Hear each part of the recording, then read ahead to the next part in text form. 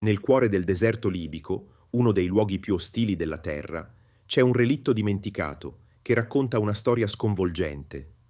Guerra, errore umano e una lotta disperata contro il tempo e la natura. Questa è la storia del Lady Be Good, un bombardiere americano della Seconda Guerra Mondiale, scomparso nel nulla durante la sua prima missione. Per quasi 16 anni nessuno ha saputo che fine avesse fatto. Ma nel 1958 una scoperta casuale ha svelato un mistero da brividi. L'aereo era lì, quasi intatto, nel mezzo del nulla. Eppure mancava qualcosa. O meglio, mancavano tutti. Nessuna traccia dell'equipaggio, solo silenzio, sabbia. E un'indagine che avrebbe riscritto ogni ipotesi. Se puoi, indossa le cuffie, mettiti comodo e chiudi gli occhi. Stai per ascoltare un viaggio incredibile, tra verità storiche, misteri irrisolti e l'estrema resistenza dell'animo umano. Cominciamo. La nostra storia inizia il 4 aprile 1943.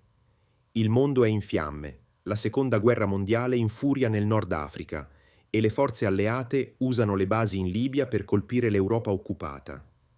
In una di queste basi, Soluch Field, vicino a Bengasi, c'è un aereo nuovo di zecca.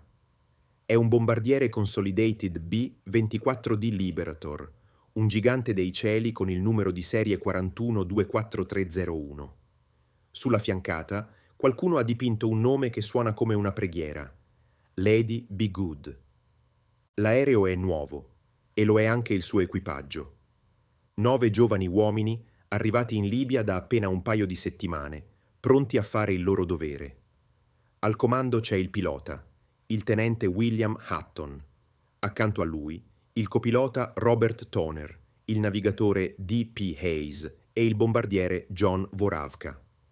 A completare la squadra ci sono l'ingegnere di volo Harold Ripslinger, l'operatore radio Robert Lamotte e gli armieri Guy Shelley, Vernon Moore e Samuel Adams. Per quasi tutti loro, questa è la prima vera missione di combattimento. L'obiettivo è il porto di Napoli. L'attacco è previsto in 2 ondate, per massimizzare l'effetto sorpresa. Il Lady Be Good fa parte della seconda ondata, che decolla nel tardo pomeriggio. Il piano è semplice: colpire al tramonto e tornare alla base con il favore delle tenebre. Ma le cose iniziano ad andare storte quasi subito. Una violenta tempesta di sabbia si alza dal deserto, mettendo a dura prova i motori e riducendo la visibilità a zero. Molti aerei, con equipaggi più esperti, decidono che non ne vale la pena e tornano indietro. Il Lady Be Good, partito tra gli ultimi, non riesce a raggiungere il resto della formazione. Perso nella tempesta, isolato, l'equipaggio del tenente Hutton prende una decisione coraggiosa, forse troppo: proseguire da soli. Volano per ore, lottando contro il vento, spingendosi sempre più a largo sul mar Mediterraneo. Quando finalmente arrivano su Napoli, il cielo è coperto, l'oscurità totale. Sganciare le bombe alla cieca sarebbe inutile. Hutton ordina di lasciar perdere. Altri aerei della missione fanno lo stesso, liberandosi del loro carico in mare per essere più leggeri e risparmiare carburante per il lungo viaggio di ritorno. Il Lady Be Good inverte la rotta e punta di nuovo verso sud, verso la Libia, verso casa. Ma non ci arriverà mai. Il viaggio di ritorno si trasforma in un incubo. L'oscurità è un muro nero e la strumentazione di bordo inizia a fare i capricci.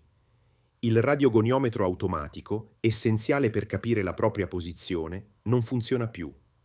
L'equipaggio vola alla cieca, affidandosi solo ai calcoli e all'istinto. Poco dopo la mezzanotte, il tenente Hutton contatta via radio la base di Soluch. La sua voce è calma, ma la richiesta è urgente. Ci serve un rilevamento, non siamo sicuri di dove siamo. Dalla base rispondono, dando le coordinate per tornare. Ma è qui che si consuma l'errore fatale. L'equipaggio non se ne rende conto, ma un vento in poppa, forte e imprevisto, li ha spinti molto più velocemente del previsto. Mentre loro credono di essere ancora sul Mediterraneo, in avvicinamento alla costa, in realtà l'hanno già superata da un pezzo. Stanno volando sopra il deserto libico. Seguendo le indicazioni della base, che li crede in arrivo da nord, non fanno altro che continuare a volare verso sud, addentrandosi sempre di più nel cuore del Sahara. Dagli oblò, i 9 uomini scrutano il buio pesto sotto di loro, aspettandosi di vedere le luci della costa. Invece, vedono solo nero, un'oscurità totale che scambiano per la superficie del mare. Alle 2 del mattino succede l'inevitabile. Il carburante è finito. I motori, uno dopo l'altro, iniziano a spegnersi. Convinto di trovarsi sopra il Mediterraneo e di fronte a un ammaraggio imminente, il tenente Hutton dà l'ultimo drammatico ordine: abbandonare l'aereo. Uno a uno, i 9 membri dell'equipaggio si lanciano nel vuoto, affidandosi ai paracadute, pronti a un impatto con le onde gelide. Ma il Lady Be Good, ormai vuoto, non precipita. Alleggerito dal suo equipaggio, continua a volare per altri 26 chilometri, planando dolcemente come un aliante. Alla fine, atterra. Non è uno schianto violento, ma una lunga scivolata sulla sabbia dura del deserto. L'aereo si spezza in 2, ma per il resto rimane incredibilmente integro, fermo in un silenzio surreale. A terra, le ricerche partono subito, ma cercano nel posto sbagliato. Con la convinzione che l'aereo sia caduto in mare, le squadre di soccorso perlustrano il Mediterraneo per giorni. Non trovano assolutamente nulla. Nessuna macchia d'olio, nessun relitto, nessun corpo. Dopo giorni di ricerche a vuoto, il Lady Be Good e il suo equipaggio vengono ufficialmente dichiarati dispersi in azione. La guerra va avanti e la loro storia diventa una delle tante, una nota a margine nei registri militari. Il deserto, intanto, custodisce il suo segreto. Passano gli anni. La guerra finisce, il mondo va avanti, ma il Lady Be Good è sempre lì, immobile, sotto il sole implacabile e le notti gelide del Sahara. Il tempo lo scolorisce, la sabbia lo sferza, ma non lo distrugge. È così lontano da tutto che per quasi 16 anni nessuno lo vede. La svolta arriva il 9 novembre 1958. Un gruppo di geologi di una compagnia petrolifera britannica sta sorvolando un'area inesplorata del deserto, a più di 650 chilometri a sud della costa. Guardando dal finestrino, uno di loro nota qualcosa di strano: la sagoma di un aereo. La scoperta è così fuori dal comune che viene subito segnalata alla base aerea americana di Wilus, vicino a Tripoli. Ci vogliono mesi per organizzare una spedizione via terra in quel luogo così remoto.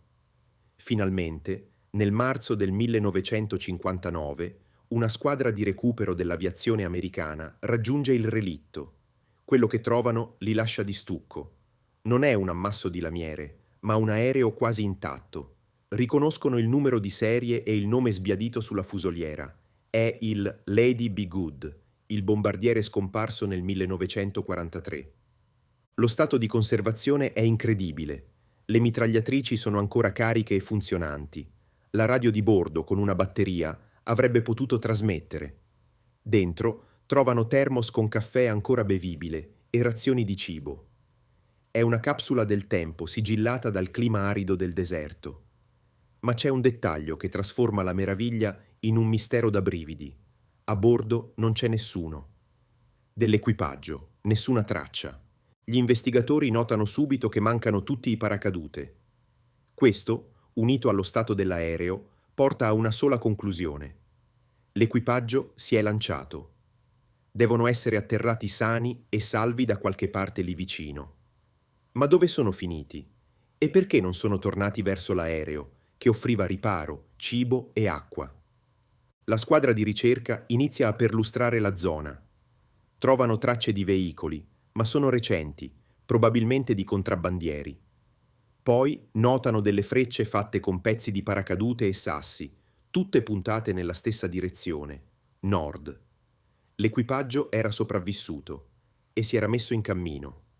Inizia così una nuova, disperata ricerca, non più di un aereo, ma dei resti di 9 uomini che, 16 anni prima, avevano iniziato a camminare verso quella che credevano essere la salvezza. Trovare la verità diventa un'ossessione per l'esercito americano. Nel febbraio del 1960, quasi un anno dopo la scoperta dell'aereo, una squadra speciale viene inviata nel deserto con un solo obiettivo: trovare l'equipaggio. Seguendo le frecce e le flebili tracce sulla sabbia, si spingono sempre più a nord.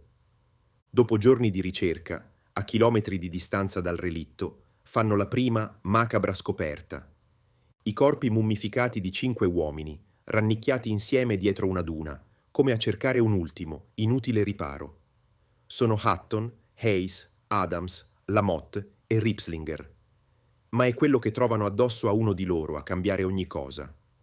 Nelle tasche del copilota, Robert Toner, c'è un piccolo diario.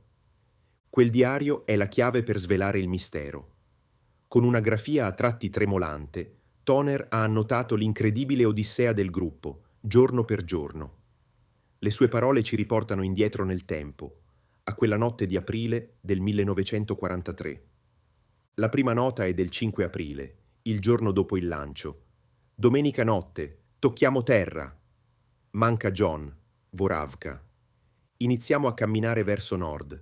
Razioni quelle della tuta, acqua mezza borraccia a testa. Appena toccata terra, si rendono conto dell'errore.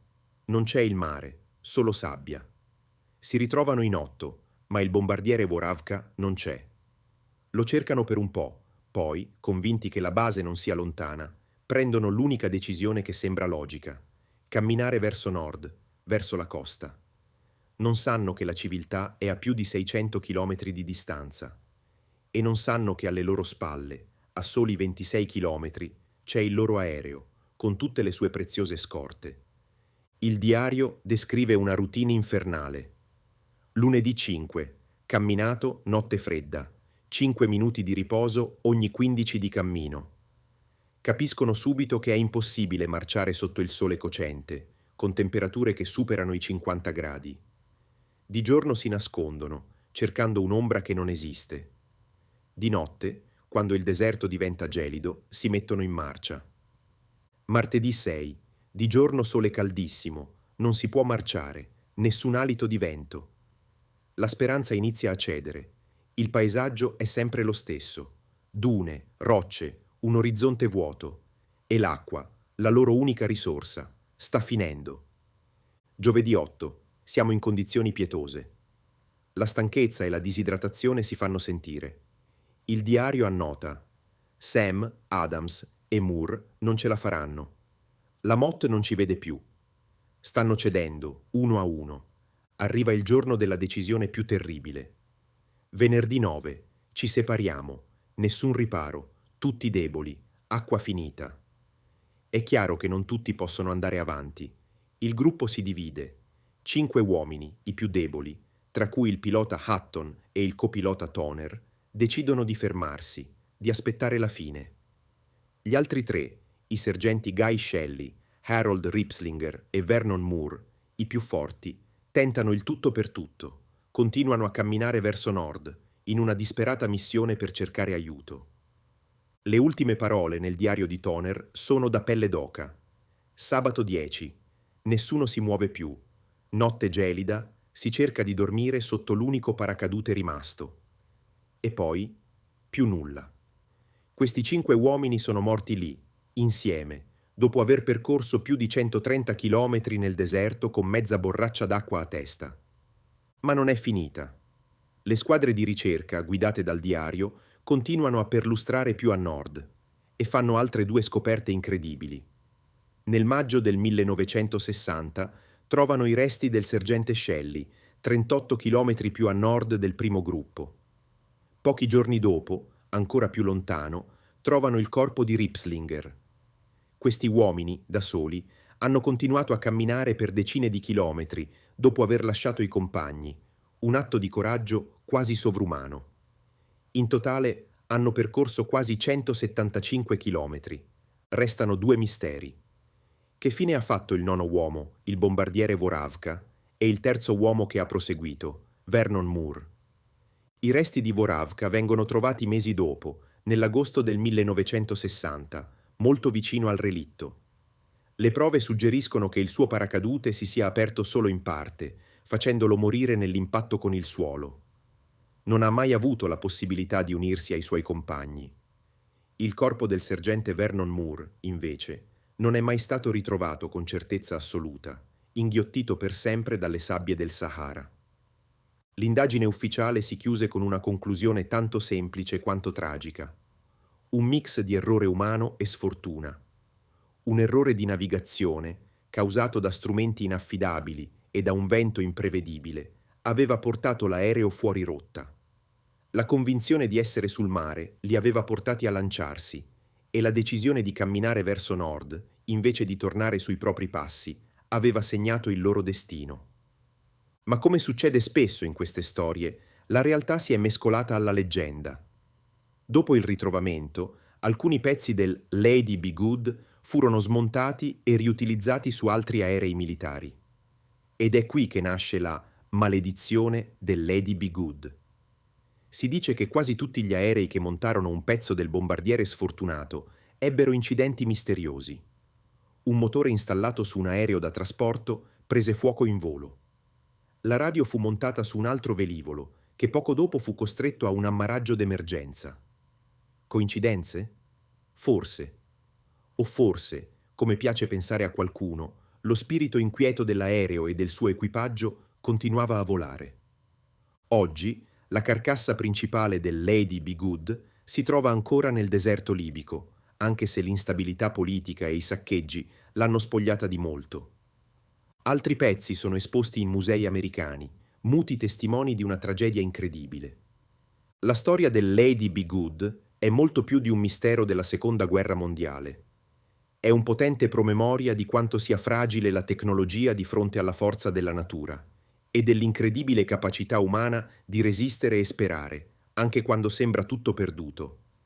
È la storia di 9 uomini che, in 8 giorni d'inferno, hanno dimostrato un coraggio e una resistenza che sfidano ogni logica.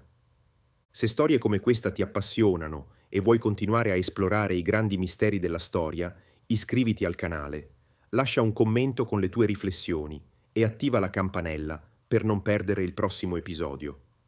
Grazie per averci seguito in questo viaggio nel tempo e nella memoria.